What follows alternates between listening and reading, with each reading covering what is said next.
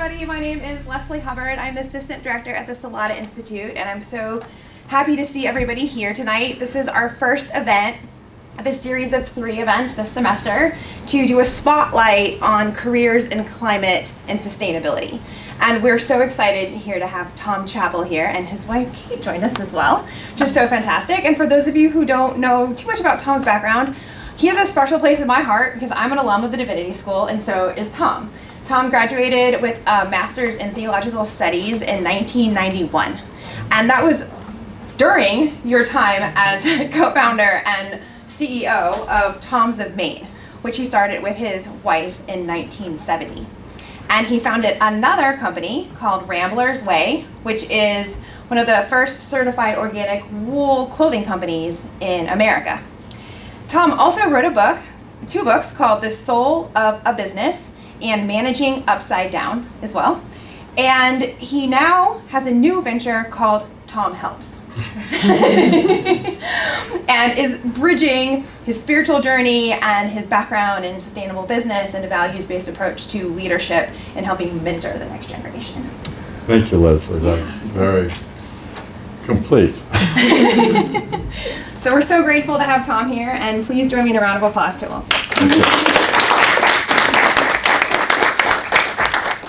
Well, thank you very much for coming, and I'm delighted to have some time with you to share my experience. And I want to be sure I know what you're hoping to take away from our little session here today. So I will say that I'm an entrepreneur, and I tried to be something else, but it never worked because I just want to be my own boss, and I want to act on my imagination. And so I've been fortunate to just forge ahead with my own ideas. And back in 1970, the context of our lives at that time had a lot of concern about pollution and what could we do to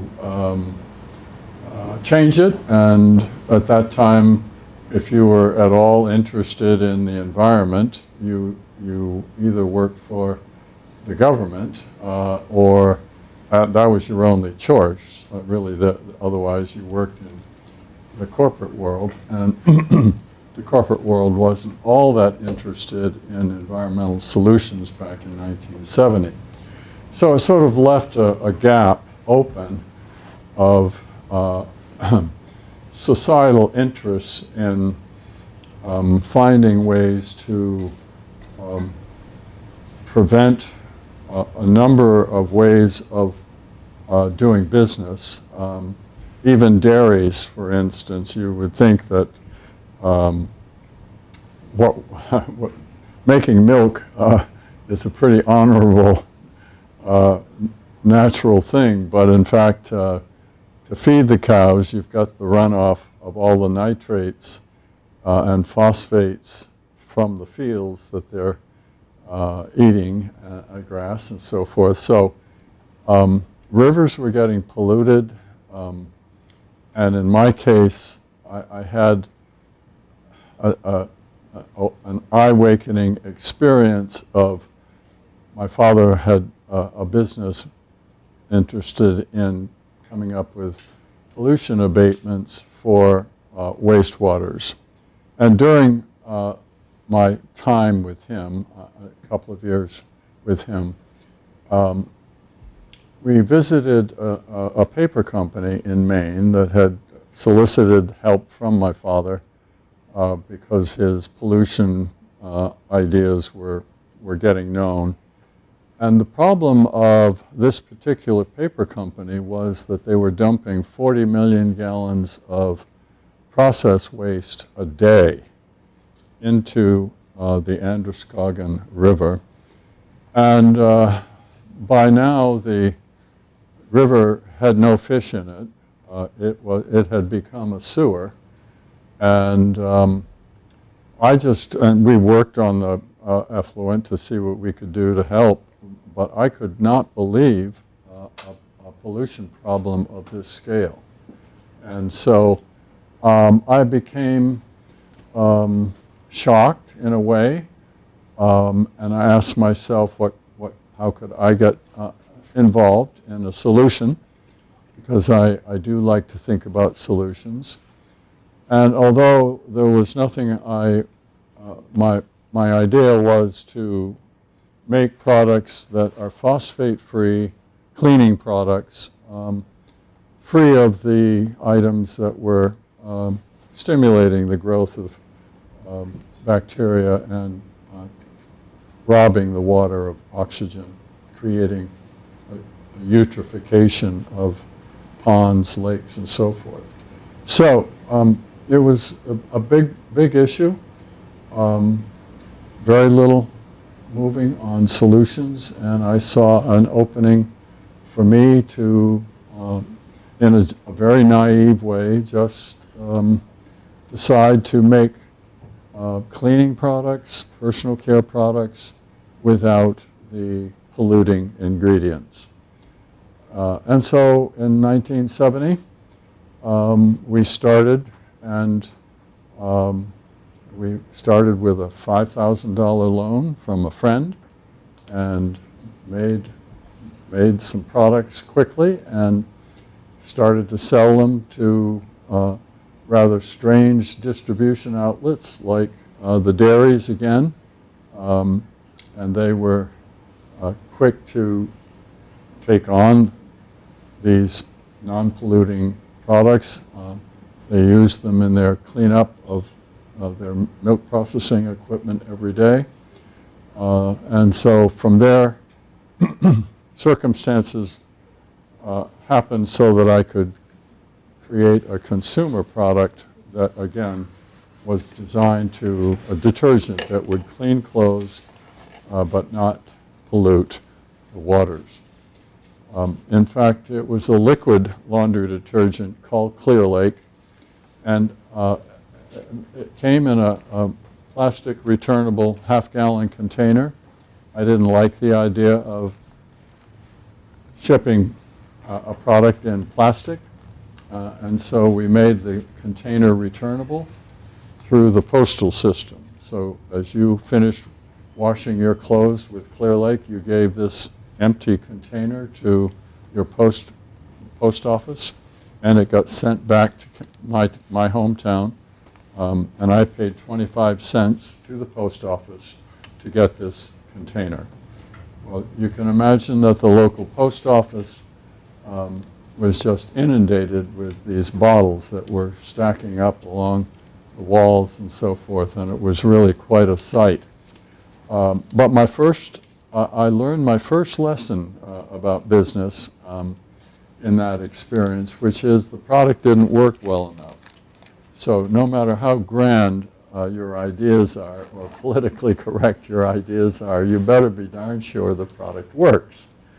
And but for people that were just buying natural foods in natural food stores in 1970, if any of you remember or have heard of Erewhon Trading Company, it started in Berkeley and Boston, and we got connected with the CEO there, a fellow named Paul Hawken, who was very interested in what we were doing. And Paul said, you know, your laundry detergent's a great idea, but if you could make some soaps and shampoos, moisturizers and so forth that were free of preservatives and free of these ingredients that his customers were avoiding, dyes, preservatives, in the case of liquid mouthwash or toothpaste, saccharin. And so by circumstance, I said, yes, we can do that. And a fellow who was a chemist with lots of patents for rubber, working at the University of Connecticut, visited us and friends in Maine and learned about what I was doing, and I said, you know, I need help here. I've got some good ideas, but I'm not the person to translate that into formulations. So he came to work for us, and it was a long, long run of making natural, really great natural products. Now, along the way of sort of aligning our practices with environmental consideration and natural ingredients, my family was very interested in organic gardening. Our friends were organic gardeners, and we decided to try some of these personal care products, shampoos and so on, and just began in an informal way, and then eventually found that we could make a few products that could be sold in natural food stores, because that was our target audience. Really, to go to the general public, they weren't ready for something like this. They didn't understand that many of the ingredients in the products, in the commodities, weren't the best for them, like saccharin in particular. And so we were very fortunate to find our way in the whole national distribution system of natural foods back in the 73, 74, 75. And when we came out with the toothpaste was, without a doubt, the biggest thing that we had ever come up with. People loved the idea because they didn't want to put the dyes, sweeteners, and so forth in their mouth. They were avoiding these kinds of ingredients in the foods that they were buying, so why not avoid it in personal care products? So it was a great opportunity for us. We got in early and worked with the leadership of the whole natural food industry. This is before Whole Foods. This is back in the 70s. Independently owned natural food stores that eventually got bought up by Whole Foods. But we had a great business. However, I became concerned about people running to me to ask me a lot of questions about, was this acceptable or that acceptable? And it was time to sort of, for Kate and I, to codify what the guidelines were for what you would put in a toothpaste or a shampoo. And we decided, and I had a board of directors that was fantastic. And we sat down for a day and a half and tried to come up with a mission statement. We kind of fumbled with that, or a sustainability list, things that people in our company could use as guidelines and think for themselves and go out and actually proactively research possibilities. So one of the members of our board was a woman psychologist that did a lot of work with business. And she said to our board, why don't we just ask ourselves, what do we believe in here? So we said, oh, okay. So then we worked on a statement of beliefs. And those beliefs covered products and policies and so forth. And I'd like to just allude to some of those for you and give you some examples. Seems like we're going to have a little trouble with this. Let me get this back if I can. Yeah.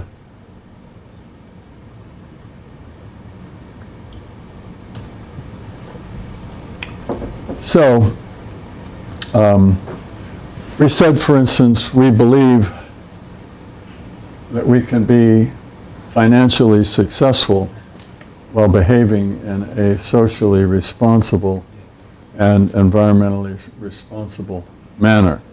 So when you make a statement like that, it all of a sudden, it tells the rest of the organization, including myself, these are the boundaries. This is what we're here for. This is why we exist. Sorry.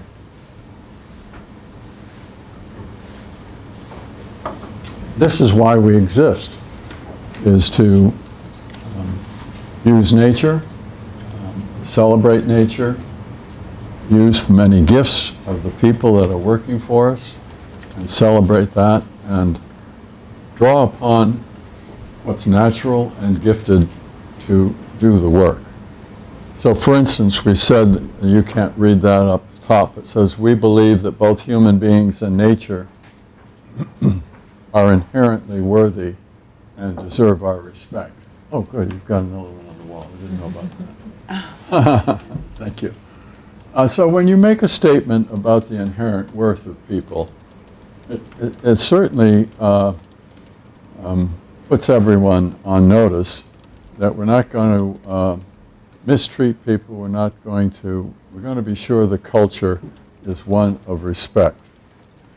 And I can't say enough about how often I had to use this to be sure that we were coming up with practices and policies. Along with this, we decided to train, and I developed something called the 7 intentions of value-centered leadership. The first intention was to connect with goodness. The second was to know thyself. And just these 2 examples, for instance, established a culture that aligned with this idea of inherent worth and respect. And people really appreciated it that worked for us. Another statement we made is that we believe our products are safe, effective, and made of natural ingredients. Well, to get effectiveness from natural ingredients, it wasn't just using an herbal chart or folklore. We had to have science. But the chemists didn't always know enough, and so we had to hire pharmacognosy. Pharmacognosy is the study of natural medicines. And it's something that was taught in this country before organic chemistry came along. But in the 40s and 50s, if you went to study medicine or chemistry or whatever, you had to take a course in pharmacognosy. And we had 2 PhD pharmacognosyists. They were the ones that did the work to be sure that we were aligning with our values. And they were also the ones doing the research to find the natural ingredients that would provide effectiveness. For instance, plaque. Plaque occurs every day in our mouths, and our people discovered licorice root as an effective means of killing plaque or preventing plaque on a daily basis. That's the kind of innovation that occurred, and we were very fortunate to going beyond the formula and into the packaging. We wanted to be sure that our packaging was aligned, and we found sources to make us 80%, 90% recycled paper for our cardboard boxes or for the toothpaste boxes. And in every year I would take inventory of how many acres of trees that we had saved because we were working with recycled paper rather than cutting down new trees. And it was, this gave us a lot of excitement. Related to that, we had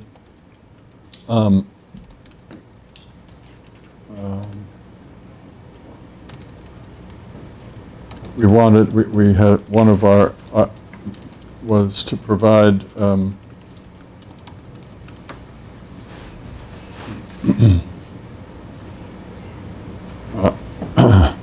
essentially to give back to the community. So we adopted a giving back policy that our folks would be able to use 5% of their paid time to go do volunteerism with nonprofits in the community. We also use 10% of our profits to give to nonprofits to advance their work. I got excited about the amount of money we were giving away of our profits to help people, and yet people in the company were excited about the volunteerism that they were doing, because they just they loved just walking out, telling their supervisor they've got an appointment for a literacy class.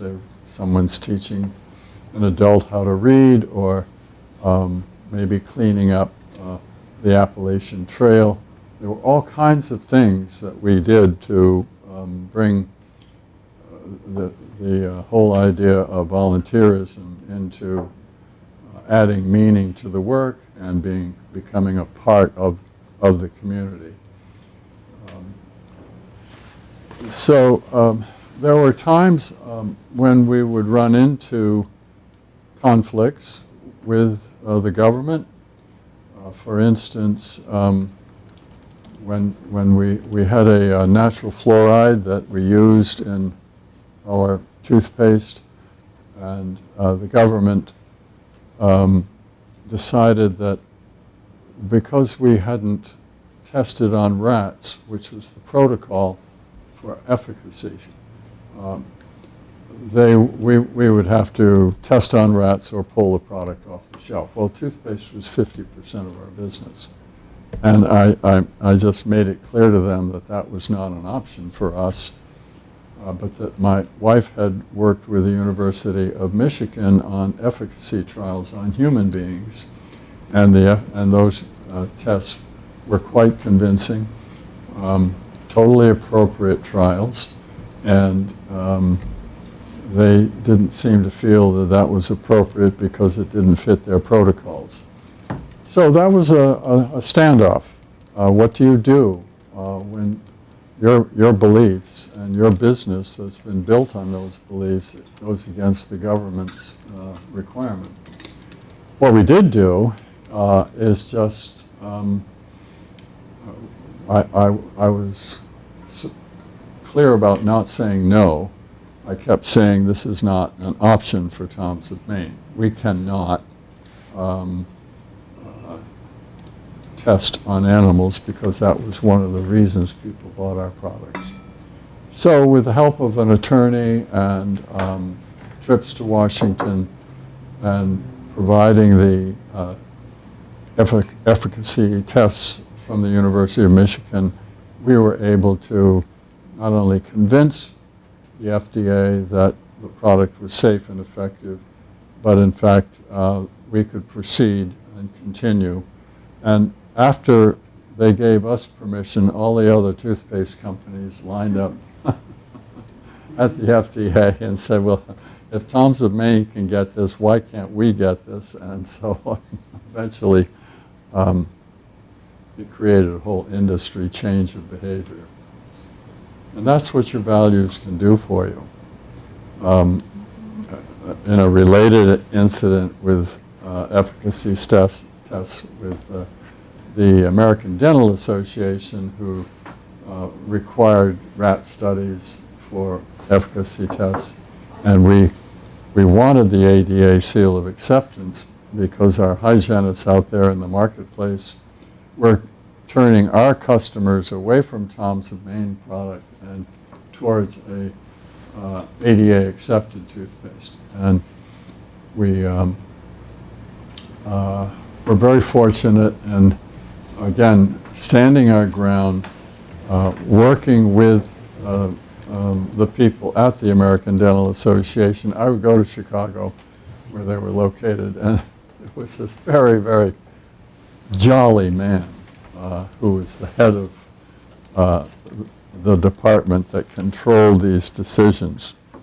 And he had a big smile and big glasses, and he would greet me coming in from Maine and listen to my tale of woe, and he would just smile.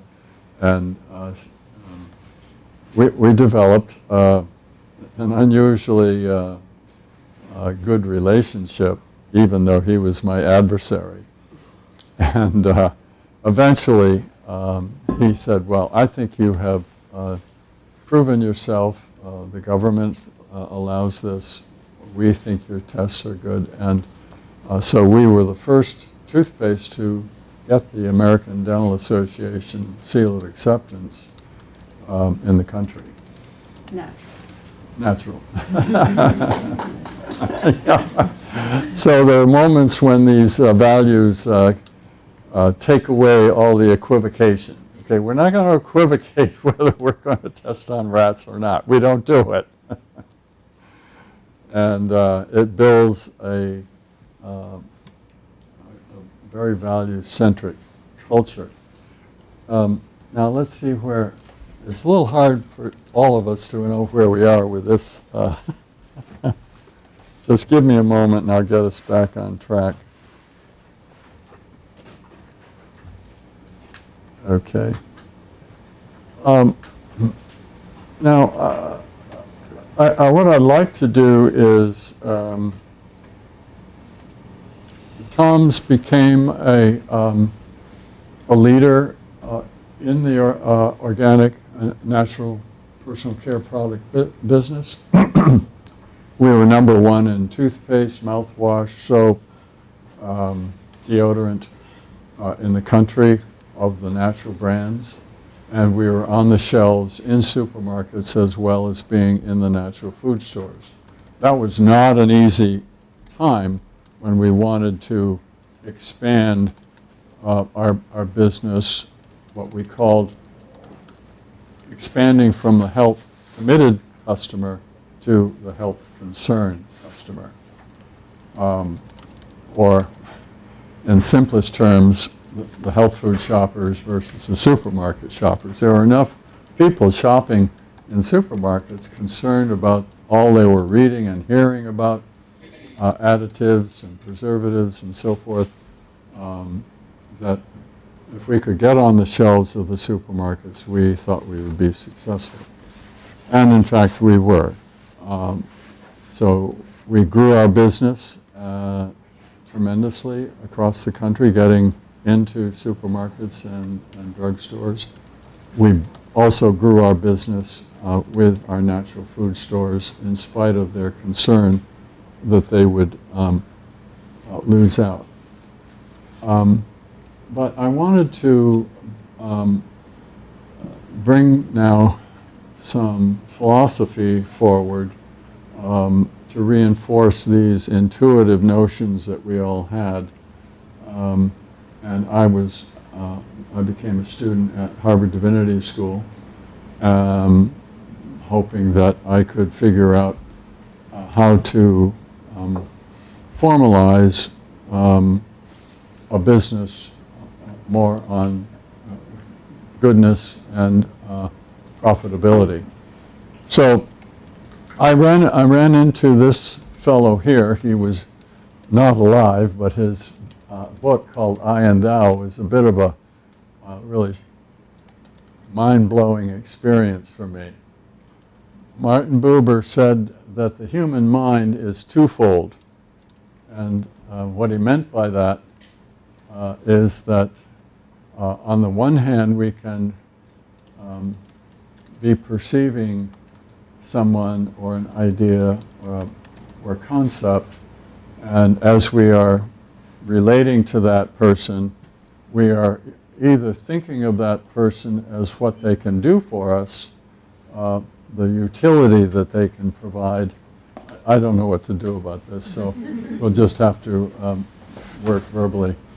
And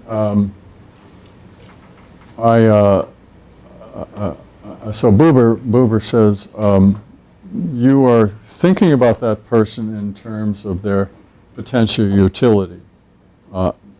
a means towards some gain for you. But also, Buber says, that same person is someone that you can behold as having inherent beauty and worth, and it needs no improvement. It is in itself awesome and wonderful. Just nature or human beings are full of beauty and wonder, and it is that moment that we have to decide, well, do we use them for what they can do for us, or do we just, are we grateful for their presence here because of who they are and what they bring? And Buber said that we can learn to become pretty flexible about bringing these two mindsets together in how we can behold a moment or a relationship. And in that, he's talking about respect is really the way to describe how you hold that notion of beauty of the person or their ability to do something for you that is a perfectly sound role. And so I just thought, well, and Buber uses a tree as an example. He said that tree is so beautiful, we can either cut it down for an incredible amount of wood, or we can let it stand right where it is and just continue to be grateful and in awe of what's there. So I asked myself, I didn't know why this wasn't being taught in kindergarten, but I at least got it, and I've never forgotten it, and it's just a very important principle in the way I think and act, and if I'm in a leadership position, lead. Another fellow that made a big impression on me in my studies at the Divinity School is a guy named Jonathan Edwards, who in the 18th century in New Haven, although he's been knocked as being a Puritan preacher, a very conservative preacher. In his essays on the mind, they are the brightest notions I've read anywhere. And I thought to myself, here's a guy, he's preaching in Northampton, Massachusetts, and just brilliant. And where's he get these ideas, you know? But he's just a person. He, for instance, said that the nature of being is relation. Now, that wasn't necessarily a new idea, but it was, he made it pretty formal. So if I said to myself, if the nature of being is relation, then I would imagine that I could think about all of the relationships I have in business, whether suppliers or customers or producers, marketing people, customers, whomever that relationship was, I could build a chart of how we, the company, at the hub of this chart, would identify our responsibility to each of these entities. And those became our notes on providing responsibility for those relationships. But thinking of them as relationships, not just tools for gain. The last person I think I'd like to reference and that made such an impression on me is Samuel Taylor Coleridge, a poet, a great writer, and had an amazing mind. He defines imagination, human imagination, in his book called Biographia Literaria. he defines imagination as taking opposites, and the mind has, the mind's imagination has vital energy to come and connect with the opposite. Connecting opposites, he describes imagination as fusion of opposites. And when you stop and think about it, that's what we do when we come up with an innovative idea. I mean, for instance, who would have thought of profit and goodness in the same context of a business? But Tom's of Maine indeed brought the whole concept of goodness into the mindset and the practice of making money. And it's because of Buber, because of Edwards, and because Coleridge really established for me, people would say, now, what's he thinking about now? Well, it was sort of, you know, like this crazy scientist notion. And I would just say, God, I've got a good one now. You know, I kept thinking about how do we fuse these numbers of things. And when you're just the simple idea of using ingredients from nature, they're proven safe, they're effective. Why not use nature? And the reason that it's not all that common in industry is because industry wants things that are controllable. And nature is harder to control, but and more expensive and more difficult to bring, but that's changing. We're living in a world now where organic has really reached a great status. Natural is something that the whole category has grown enormously. And people are looking for natural ingredients, whether it's something like the spearmint oil or the chalk that goes into toothpaste, or whether it's the absence of artificial ingredients. You can think about natural as both an absence of ingredients or the use of natural ingredients. So, I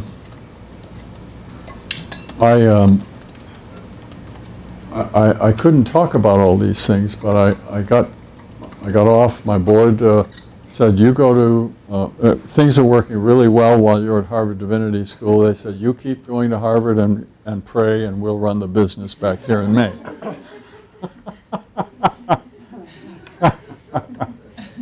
And as long as I came up with a rational explanation, we were all doing fine.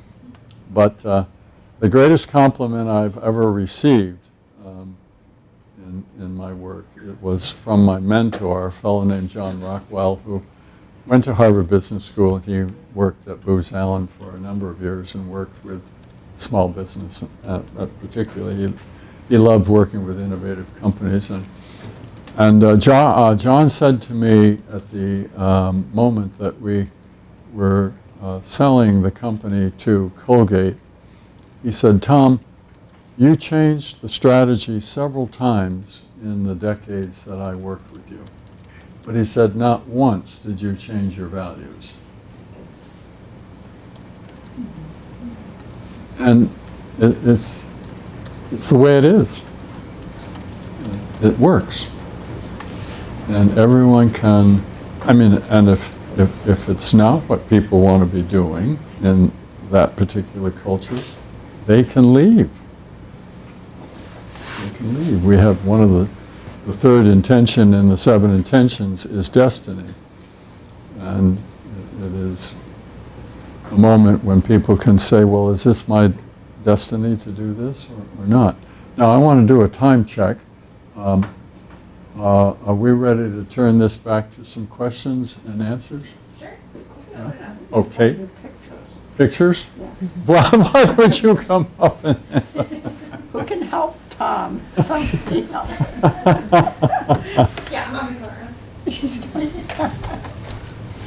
What are we doing now? We're looking at pictures. Yeah, she's coming around. She's We're gonna Okay. try to. We're trying to get this to work, is that it? Yeah, so just log in and I'll just make sure that it's Okay. still here. So, Kate, you want to see more? Yeah, see more. Here's the boober slide, the tree. This is the chart that I made on being as relation. And here are the products that we did A long time. a long time ago. And here are the 7 intentions. Connect with goodness, know thyself, envision your destiny, seek counsel, venture out, assess, and pass it on. I've just finished writing a course for corporate social responsibility, and it's going to be available on maven.com, which is an online educational platform. And so we have been able to take this from a live to online ability. I think that's all I've got for pictures, dear. Oh, okay. Okay. Like I said, we sold our house yesterday, so there's been a lot going on. But we found this brochure. Tell them when that was. Okay. 1996, I think. This is 1996. This brochure I'm was happy in to pass it around. my studio. I'm sorry, it's water damaged. I had a bad water spill. So what we want to do now is just see if we can answer some questions. Obviously,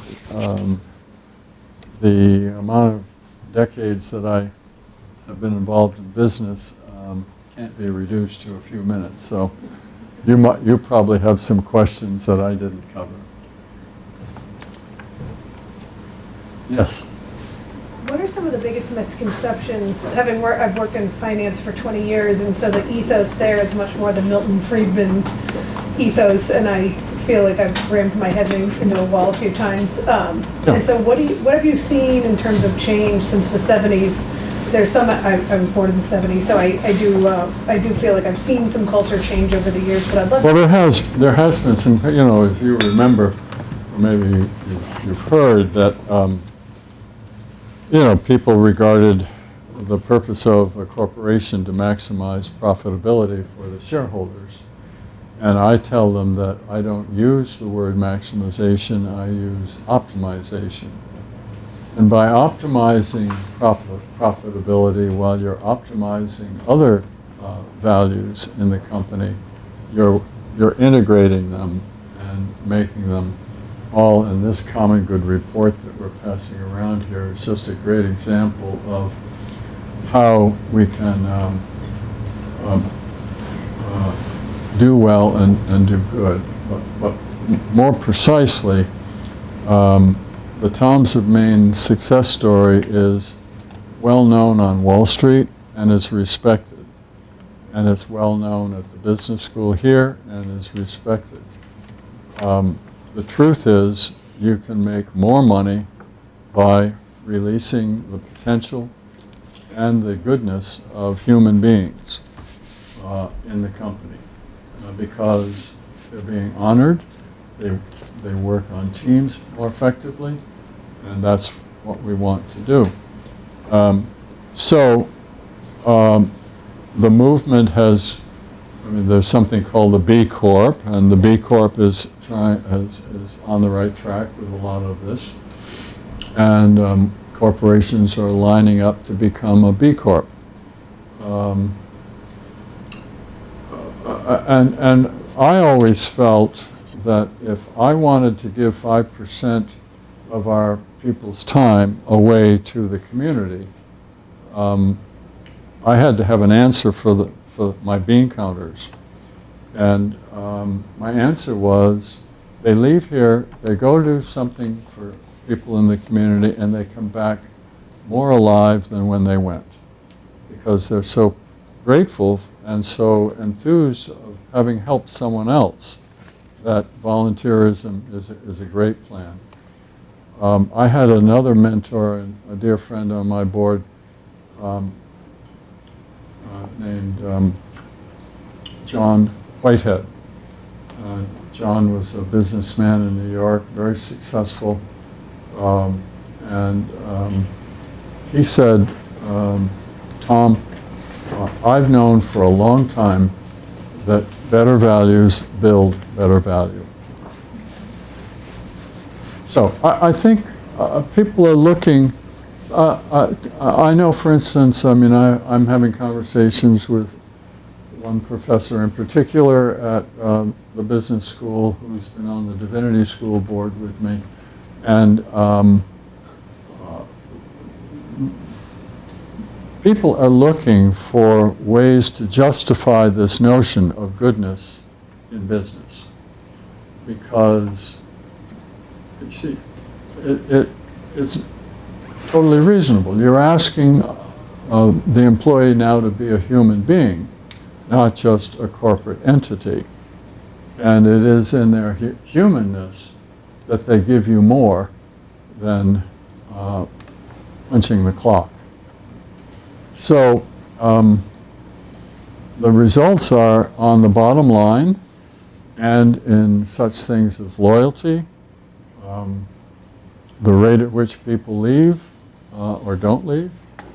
And so, you know, affirming the goodness of your people and your product is very much being seen as a smart idea. You had a question, I think? Yeah, I wondered, so thank you for sharing your inspiring story. And I thought the example of the toothpaste and testing on animals and rats was very interesting. And I wondered, I think to many of us it sounds familiar that, like especially when working in climate and sustainability, but also in other fields, that sometimes the system is kind of not set up in a way that it works for you, especially when you're quite idealistic with your idea or when you kind of want to move in a different direction. How do you persist and how do you find your ways with this? That's a great question, and there's something called power of example. And if I want to do this and I'm making money for my shareholders, no one's going to stop me. And if it becomes clear that better values build better value, that becomes attractive to the corporate setting. And I don't want to be hard on the corporate life. I've been trying to help translate the notions of the divinity school with the notions of running a business. You see, now I don't have to just refer to my own intuition or example. I have people like Martin Buber, Coleridge, and so forth, even Kant. These are human, universal values are known to be effective. So why not bring them into the corporation? Yes. I think kind of on that note, going forward, the two benefit corporations I immediately think of when I think about benefit corporations is Tom's of Maine, and I think of like Chobani. And so I was wondering, going forward, what do you see as the benefit corporation as a kind of force in the corporate world specifically? Do you see that classification being helpful, or do you think it's all bosh and we should just be ascribing to values and do what you want to do? Well, I think the B Corporation is beginning to become a force, an attractive force for people that want to run businesses this way.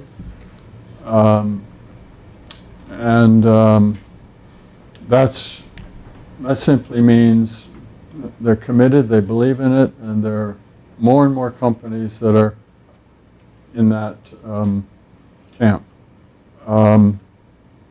I think what we really need is we need more education about, because look, all I'm talking about here today is human nature. I mean, I have my English degree at Trinity College in English literature, and before I got to Harvard Divinity School, I completely studied human nature. So, if we want to be greedy, we're human. We can be greedy and kid ourselves. But we need to have some kind of formal document, like a statement of beliefs, to keep everybody straight. And I had an incident. Our deodorant had a propylene glycol ingredient in it from petroleum, and I didn't want any petroleum ingredients. After a long process, our research people came up with glycerin, which came from coconut oil, and we used glycerin as the ingredient in the deodorant stick.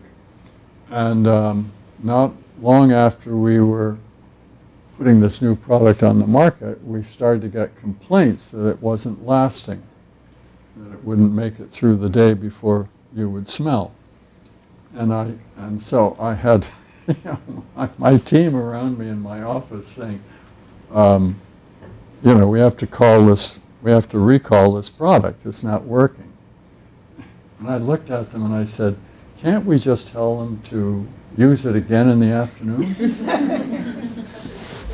So I can cave in too.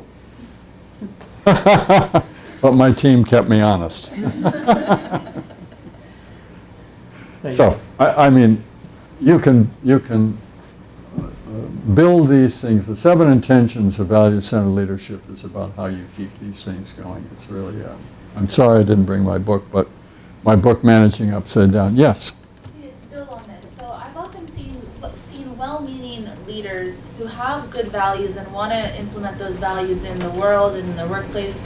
It can be sometimes very difficult to actually apply them in their businesses once the pressures of business and boards and investors, and then they say they want one thing in the world, but what they're actually living in the workplace doesn't always match up to that. And I'm curious what you implemented as an organization, or maybe what you've helped, I don't know if you do consulting, because you seem to have the values deeply embedded in you, in your philosophy and way of being, and so it's probably not so hard. It would be harder to waver from them than someone who maybe loves the idea of these values but isn't actually embodied in them, living them, like there's no other way than this. How have you seen in terms of processes or how to set up the way decisions are made to really make sure the values get honored at each step of the decision-making process and at each scale, right? As the stakes get higher, there's more people at the table, it can sometimes be more tricky. Well, thank you for that question. And the answer that I've come up with is to teach values integration to business leaders. And that's what my book, Managing Upside Down, and the 7 Intentions of Value-Centered Leadership does. We have converted leaders from, and they were wanting this. But it can be taught, it can be inculcated in the people with internal training. But at the end of the day, the accountability has to be with whatever statements, documents, commitments that are made internally in the organization. And then the leader of the company needs to honor the commitments of that company to particular values. And then the leader has to be an example of deciding at tough times. And it isn't easy, but it's shown to be successful, and I think it's just a matter of time. I forgot to tell my favorite Harvard Divinity School story. Excuse me for segueing, but this is a good one. So my first ethics class at Harvard Divinity School was with Arthur Dyke. He'd been teaching ethics at Harvard Divinity School for years. And everyone loved his class. And so he came in to the lecture room one day and he said, "Okay, class, what if it's okay to lie?"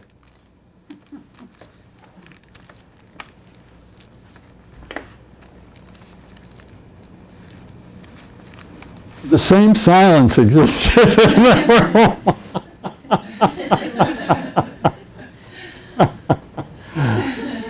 And he just helped us see that chaos was the natural result of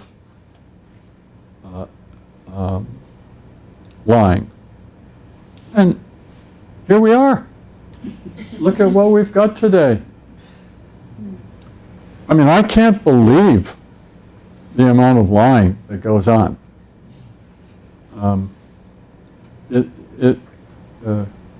It just amazes me, but I can't believe that it's going to last. I think we're in one of these moments when we have to prevail. And we have to prevail with systems that honor our people, honor our communities, cultures, nature. And the Salata Institute is a good example. Someone has come forward that's made a lot of money and put up this institute. And I happen to think that this is how it happens. Examples. Seeds and mustard seeds. But ultimately there needs to be some evidence that I would like to have two things clear. I would like to see enterprise become known as human enterprise, not just profitability, that it is both, that we grow people and we grow wealth. That's one thing. The other thing is, I just think we need to get these institutions teaching how to create values in a culture that attract people and beat the competitor. This is all about beating the competitor with your model. I mean, I'm not a minister, I'm a competitor.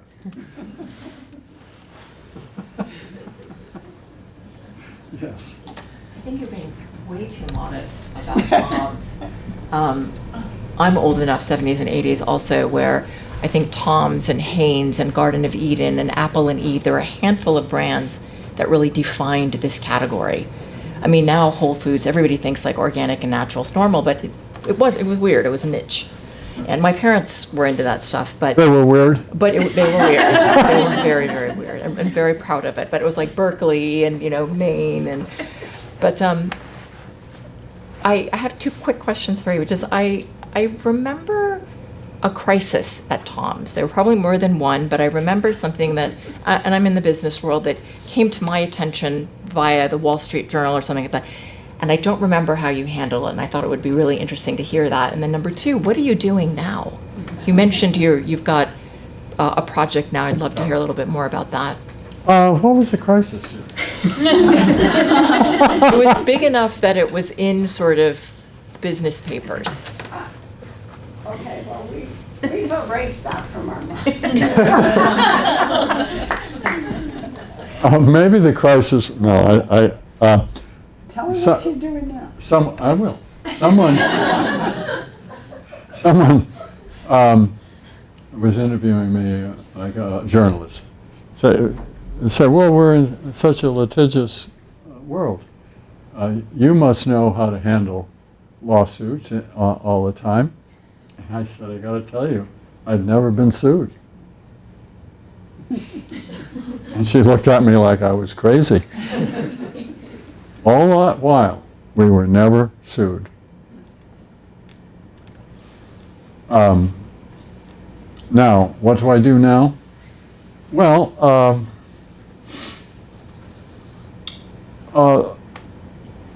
my sense of my destiny is that I've learned something that's unique.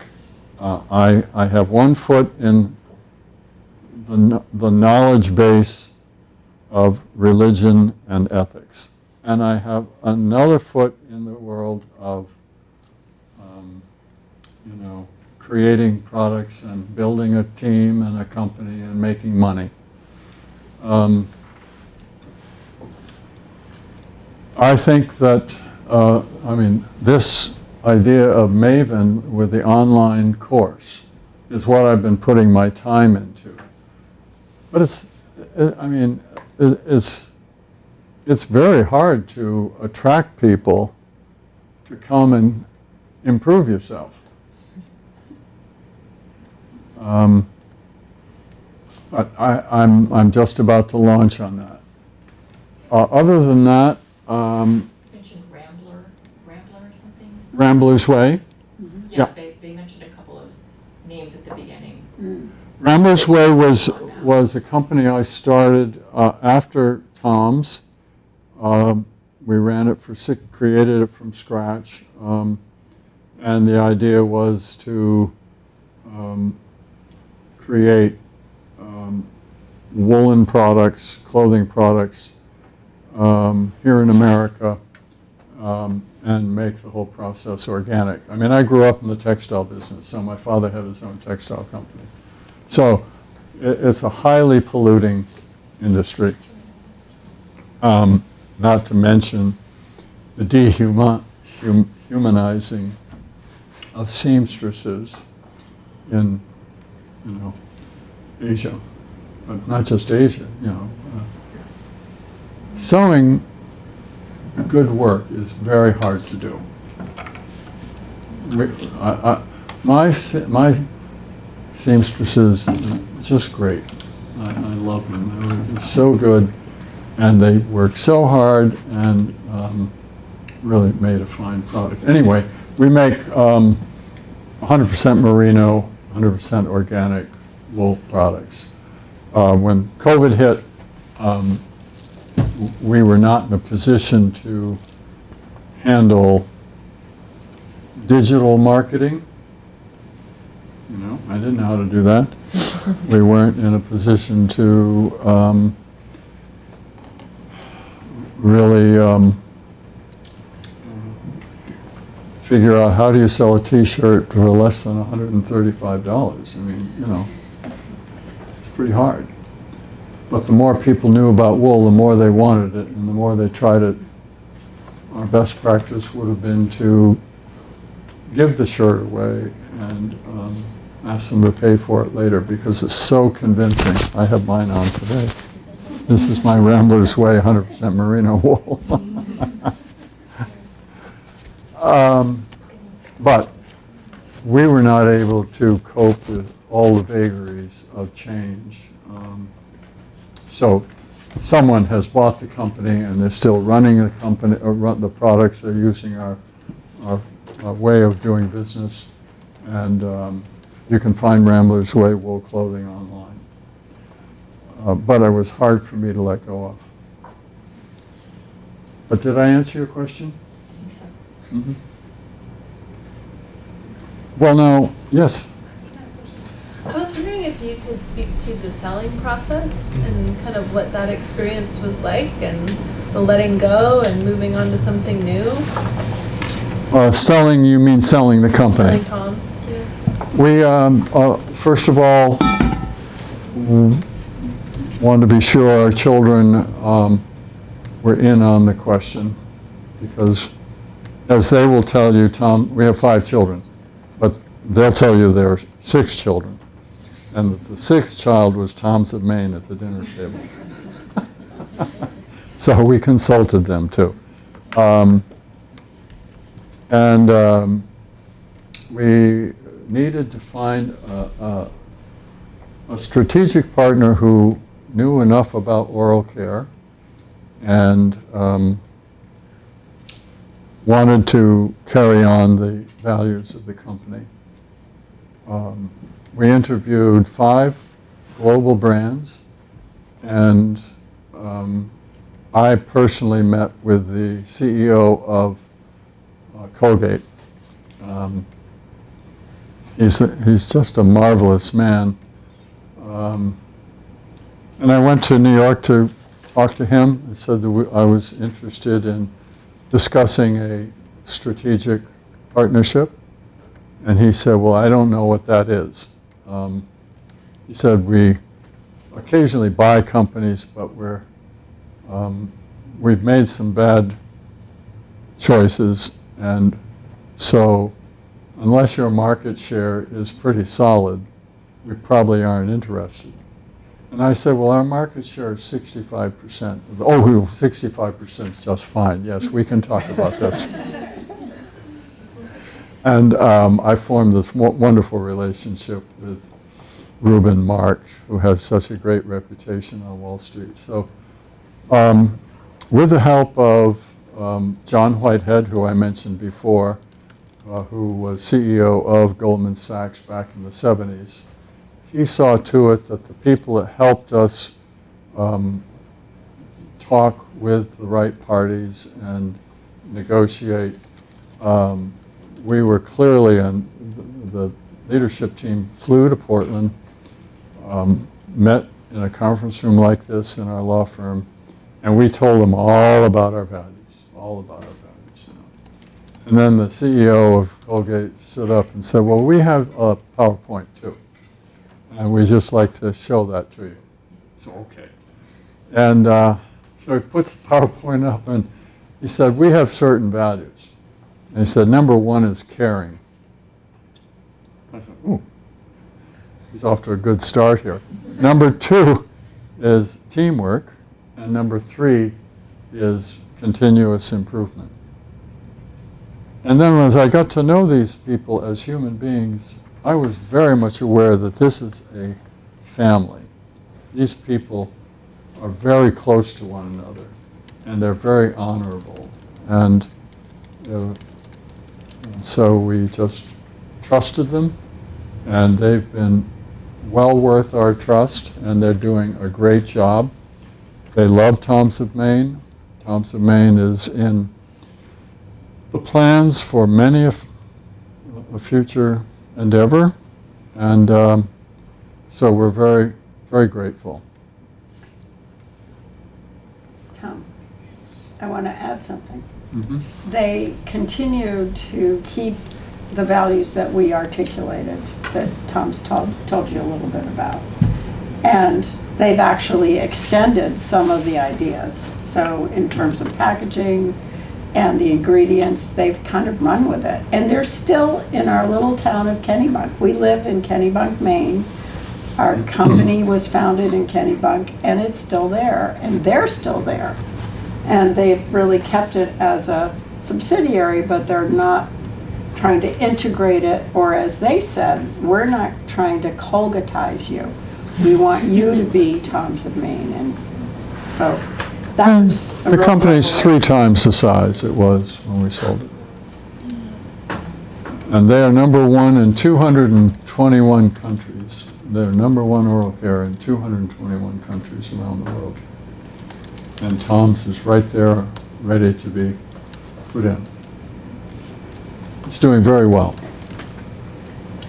And they invite Kate and me in once a year to just tell us how much they have maintained our values. Yes? To me, kind of the idea of being an entrepreneur, like creating value, creating a business, seems a little hand-wavy. So I was kind of wondering at what point you or your team or people you were working with decided, okay, we've got enough of a plan or enough of a product, and we think we know enough to say, okay, we're going to go out and go to market. I was wondering if there was a specific moment for you with Tom's or even with Ramblers, although it sounds like maybe you grew up in the industry and knew a little bit about it. But that kind of leap of faith seems pretty crazy to me, and I wonder what you thought of it. Well, I have my grandson here. Silas, you want to raise your hand? Silas Chappell. And his father said to me, Dad, you have a strange way of just walking out on the ladder to cross the river and don't have a plan to get to the other side. I said, well, I've been saved so many times, I just count on it. Faith is a big part of it. And, but truthfully, my ability to sell is my favorite thing. I just love to sell. And Say more about that. Why? Why? why? Yeah, say more about that. Well, to, in Coleridge's terms, have this idea formulating in the brain, and it becomes real, and it gets a few products, and just a few products, and a team, and a capacity to make more. There's nothing more inspiring to me than to take an innovation to the marketplace and convince them that they need it. It's very exciting. And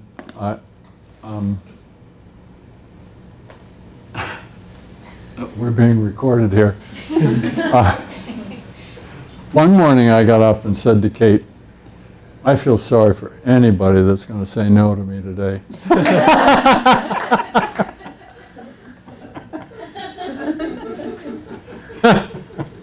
Sometimes I say no. Those are good no's coming from Kate. Yes, Kate and I have a great partnership. She's been vital and a very big part of our success. Yes, sir. Yes, so thank you for sharing the story.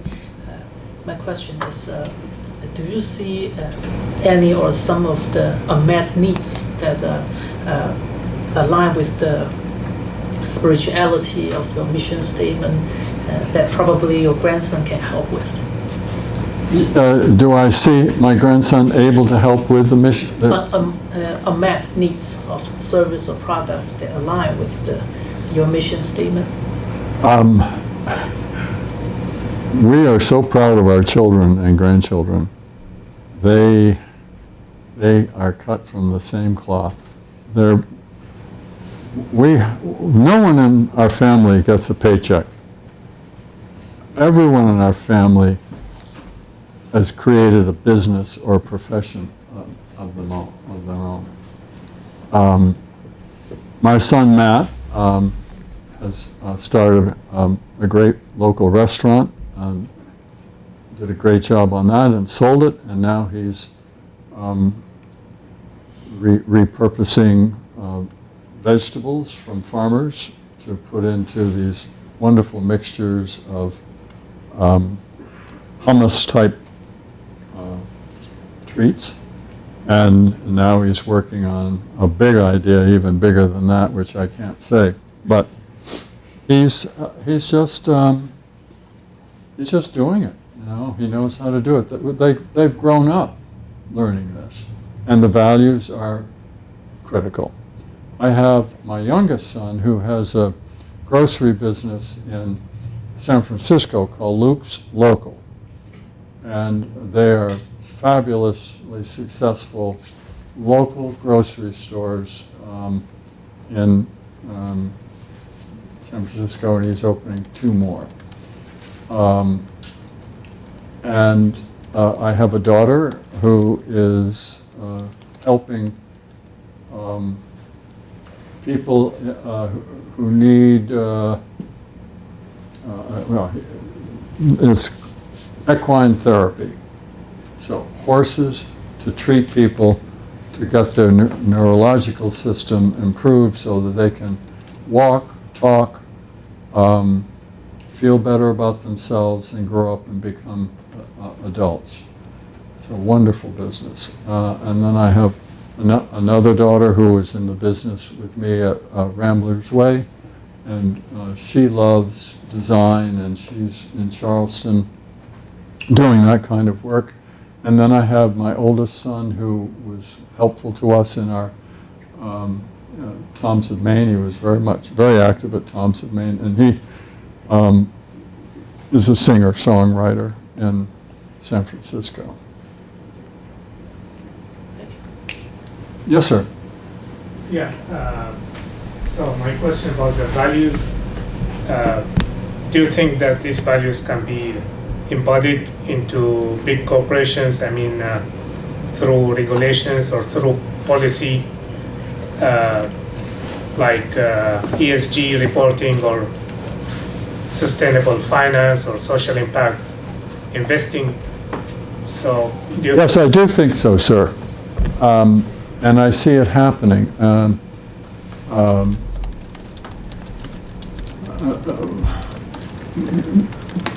Goodness is attractive to people. They want to work at a place where the culture is so affirming to people. Not that they aren't expected to work hard. And so that's my first point of hope, is that goodness attracts and builds.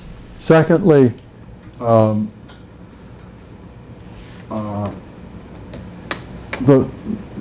culture has to change with permission and example from the top. This new course that I'm teaching, it's for CEOs. There's no point to teach HR or COO unless the CEO wants this. It will never survive in the organization. So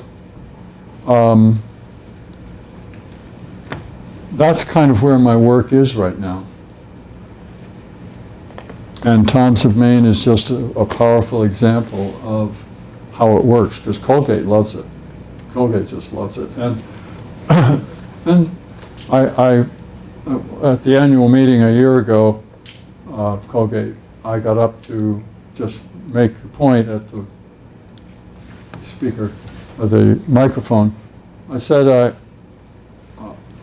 during the presentation here today about Colgate's progress, I hear the word goodness mentioned about 5 times today. And I gave other examples of how things sounded like Tom's of Maine. You can't help but work with Tom's of Maine and not be affected by it. And it's becoming a significant company. And Colgate owns Hills, which is a multi-billion-dollar company. And I think they think that Tom's of Maine has the opportunity to become a billion-dollar company. But I wouldn't bet on wasting time or money unless you have the top of the house involved. Sorry. Well, with that statement of hope, are we ready to eat? Thank you for your questions and your attention.